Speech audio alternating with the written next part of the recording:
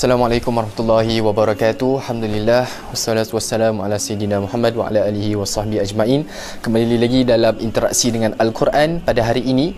Dan kalau siapa yang bersama-sama dalam perbincangan saya sebelum ini, kita ada membincangkan bagaimana ayat Al-Quran ini Allah Subhanahu Wa Taala menyebutkan sebagai kitabun anzalnahu ilaika mubarak. Sifat Al-Quran ini akan sentiasa datangkan keberkatan dalam kehidupan kita, keberkatan dalam masa, keberkatan dalam tindakan kita, amal kita. Semua perkara yang kita mahukan dalam kehidupan mesti kita mahukan keberkatan.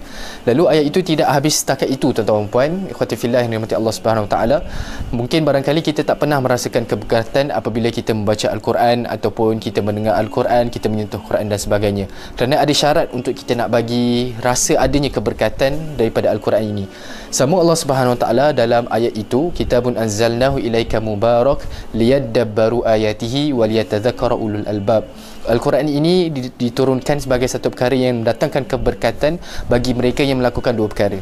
Please pay attention bahagian ini, iaitu Allah Subhanahu Taala keberkatan bagi orang-orang yang Allah Subhanahu Taala sebutkan keberkatan bagi orang-orang yang tadabbur dan juga melakukan tazakkur. Dua perkara ini adalah dua proses yang seseorang lakukan ataupun ulul albab dalam ayat itu Allah sebutkan di mana mereka lakukan perkara ini dan mendapatkan keberkatan Al-Quran. So persoalan dia sekarang, apakah itu tadabbur dan apakah itu tazakkur? Baik, tadabbur itu satu perkara apabila mana kita melihat ayat Al-Quran, kita membacanya, kita melihat terjemahannya, kemudian kita cuba mencari makna, kita cuba mencari kefahaman daripada apa yang Allah Subhanahu Taala cuba untuk memberitahu kita dalam ayat itu. Mendekat sini penting untuk kita pada awal, fasa yang awal-awal, boleh kita nak cuba lihat terjemahan. Cumanya lebih elok sekiranya kita dapat tambah baik dengan melihat tafsir-tafsir yang para ulama mufassirin Al-Quran cuba untuk terangkan bagaimana ayat itu mendatangkan makna ataupun petunjuk di dalam kehidupan kita. Itu adalah proses tadabbur. Itu kita cuba mencari apakah perkara yang kita faham berkaitan dengan ayat yang kita sedang bacakan. Itu adalah tadabbur. Kemudian kita tak boleh berhenti setakat itu, tuan-tuan dan puan, ikhwata fillah yang dirahmati Allah. Kita kena melakukan proses yang seterusnya yang dinamakan sebagai tazakkur.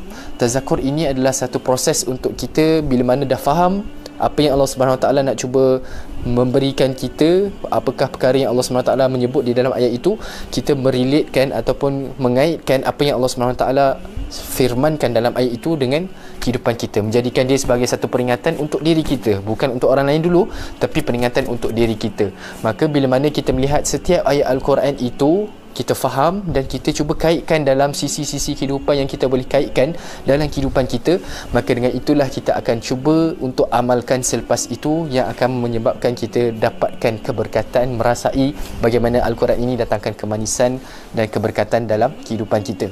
So secara ulang kaji, kesimpulan yang kita boleh hasilkan iaitu Al-Quran ini Allah jamin akan datangkan keberkatan dalam kehidupan kita.